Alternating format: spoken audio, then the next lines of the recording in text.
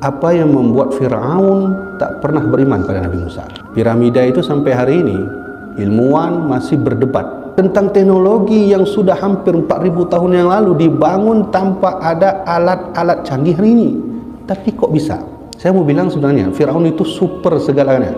Teknologi ada di bawah dia. Kekuatan militer itu ribuan orang-orang Bani Israel direkrut. Jangan main-main itu. Orang-orang gagah semua.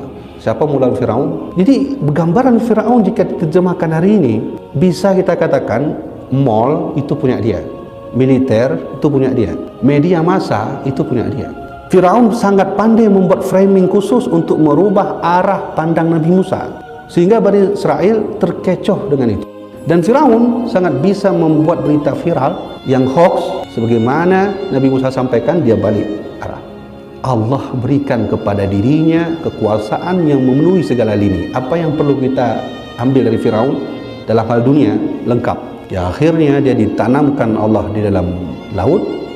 Sampai hari ini jasadnya masih kita bisa lihat di museum Mesir. Nampak itu hidungnya, kurus orangnya. Satu yang membuat masalah dirinya dengan Nabi Musa, iri kepada Musa, dengki kepada Musa, sombong kepada Musa.